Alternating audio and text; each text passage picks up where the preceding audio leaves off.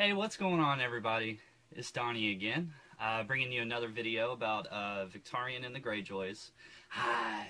Anyways, when I left you guys, I think we started to get into the King's Moot a little bit.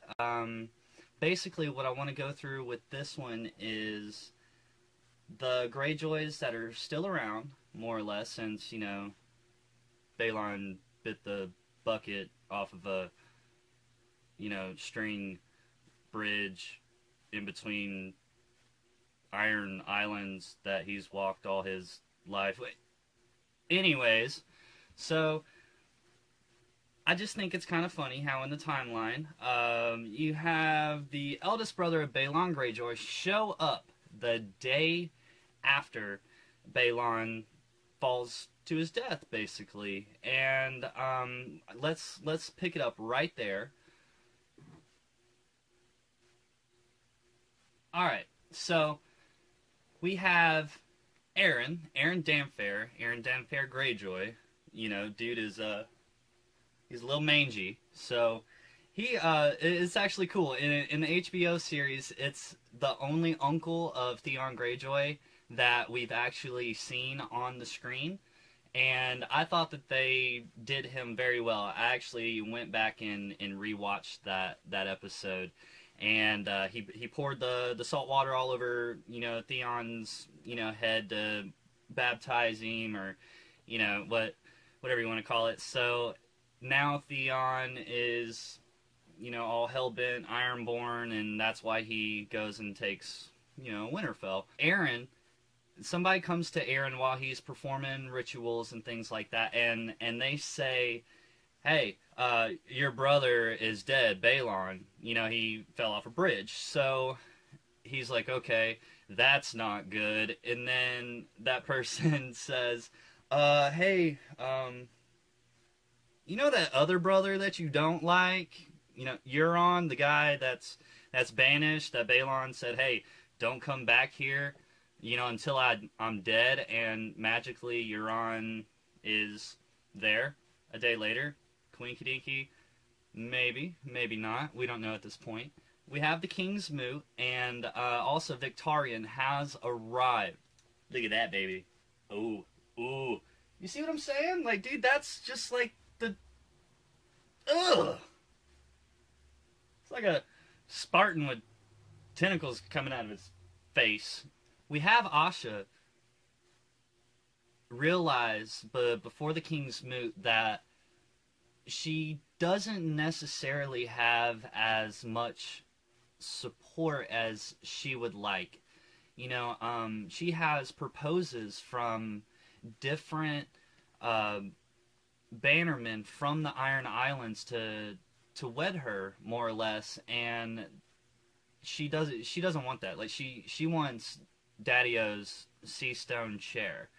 But she also, like I said, she doesn't have that much support for it, or literally that much claim. Like, she's a woman in a man's world in Westeros.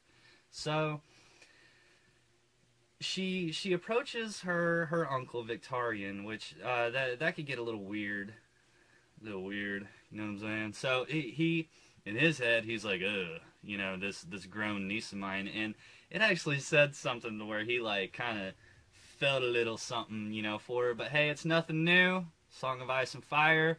Everybody's doing, their brother, their sister, their uncle. Some of them do their brothers and cousins and everybody else at the same time. I mean, it's... I don't see anything wrong with that.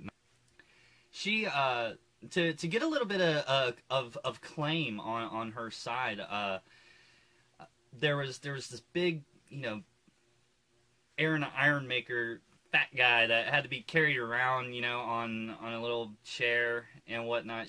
And he was trying to make a claim to the Iron Throne, or not the Iron Throne, I'm sorry, the Sea Stone chair.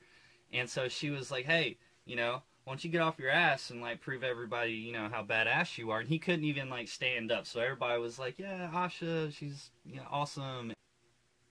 Basically, after Asha realizes, that she doesn't have that much claim to the chair, she approaches Victarion, and she is basically like, "Yo, Uncle Vic, I got your back. Me, I'm the daughter of, the firstborn Kraken, and everything. So I will have your back as long as you make me the hand of the king." And Victarion's like, "Hold up a second. You're a chick, first off, and then second, the king of the Iron Islands has never had a hand. Like, we're Ironborn. We pay the iron price. I don't need you to be running stuff for me. I got this." So Asha kind of backs down a little bit. Now, here's where things start to get a little icky. Euron is there. And Euron Euron's crazy. So he's extremely smart. He's conniving. He's a mastermind. He's a manipulator. Just a little quick history. Euron actually, stole Victarion's salt wife. And not only did he steal her, but he raped her and, basically humiliated Victarion. And Victarion wanted to kill Euron. Like, he really did. But he didn't.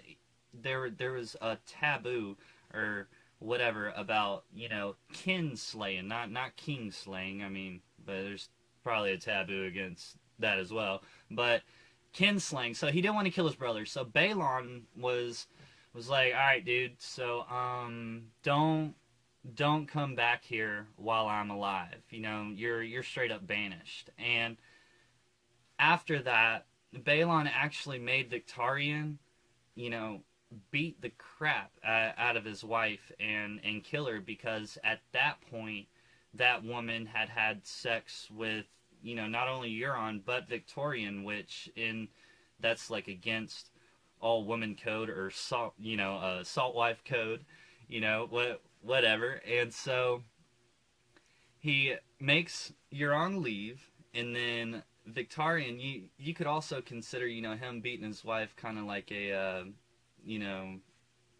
the Night's King pulling the sword out of, Nisa. While Euron is gone, he says he goes overseas. He goes, all throughout the free cities. He actually sails through old Valeria, and there's actually krakens in that water. So if he did have any kind of allegiance to the drowned god, maybe the krakens wouldn't attack him.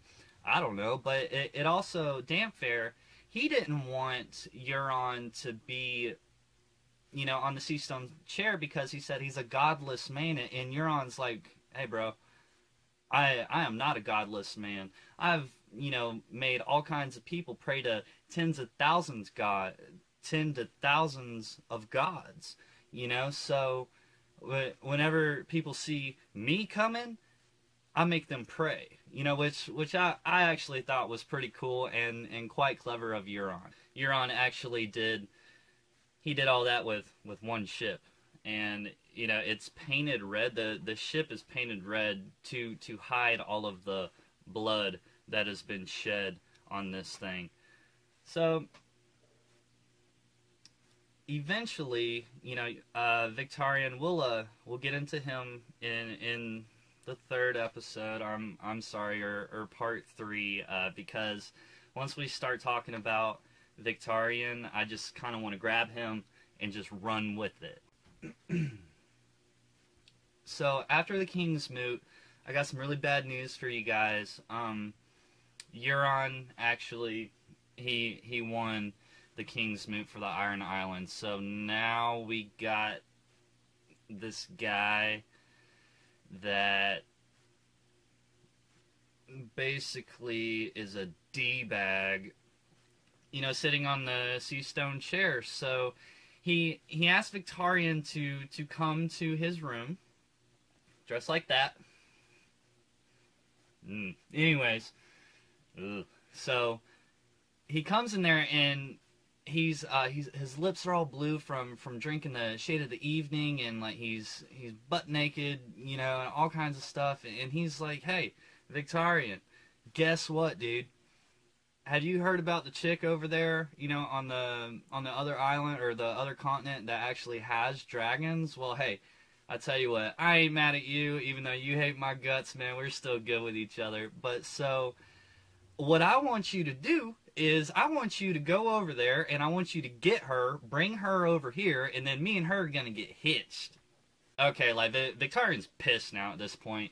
Or he doesn't necessarily let Euron know, and the whole time, I mean, he's just cussing Euron in his head, talking about all this and that. So, the one good thing that Euron actually did with Victarion is he gave Victarion this giant Dragonhorn that supposedly Euron, when he, you know, sailed to Old Valyria, he walked around, you know, while it's all smoking and stuff, you know, this lost ancient city that got blew up by, you know, a deadly volcano. He's walking around on it like, you know, yeah, it's whatever, you know, I'm Euron, I'm the Crow's Eye, you know, I'm a D-bag, I can do whatever I want. He finds this dragon horn, and he's like, hey, bro, I want you to take this horn, go over there, blow the damn thing, get these dragons, get her, come back over here, and we gonna get hitched. So, dude, that guy, man.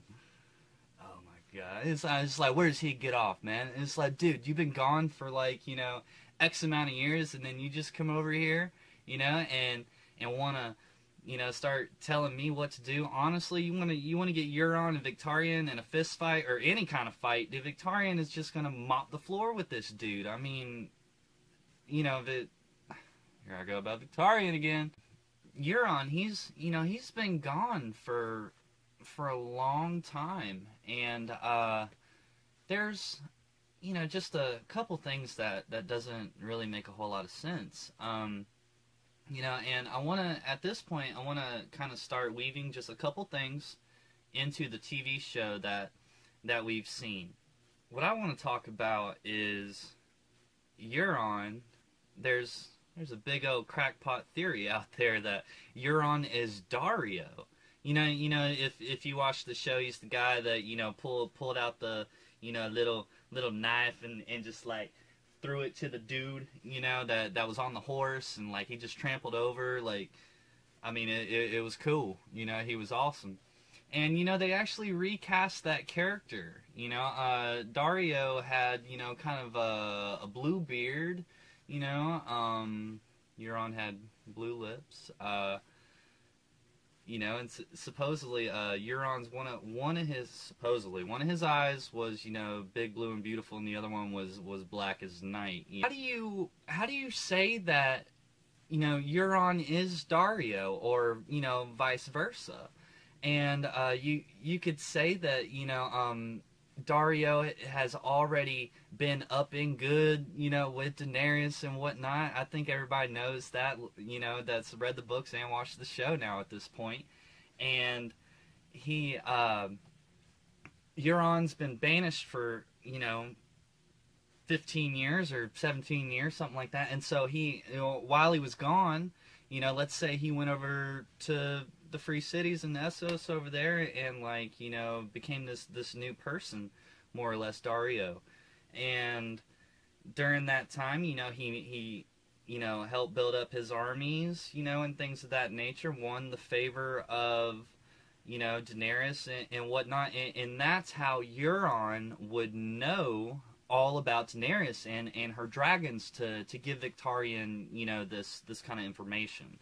And you know, so it's like, wait a minute. So Daario, like, is Euron, and like, but Euron's over there in the Iron Islands. Well, he hasn't been, dude. Like, he hasn't been for a while, years and years, and then all of a sudden, you know, Daenerys tells Daario to go do this against these other guys, and so he disappears. And so while Daario is gone, let's just say he could hop back on his ship, you know, with all these, you know, warlocks that he captured during his uh, exile, right? He's, you know, like I said, he's been everywhere. Maybe he went over to Karth and, you know, stole a couple of warlocks and whatnot. And so maybe, you know, while she told him to go do this, he hauled butt back over to the Iron Islands, and that's how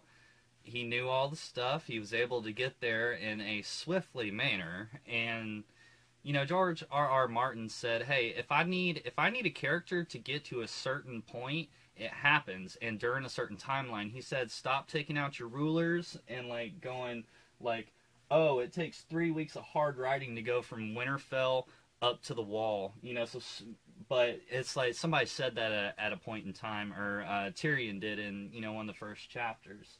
So stop measuring everything to kind of figure out a timeline, you know, stuff like that. He said that if he needs somebody to be somewhere, they can get there with no problem. And so Euron, I mean, don't you think somebody would kind of say something?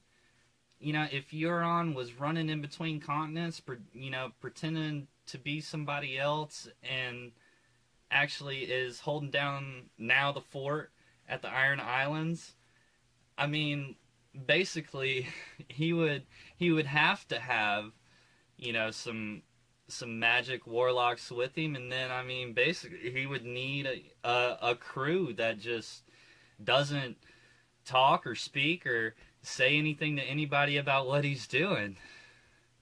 Wait a minute. He's got that.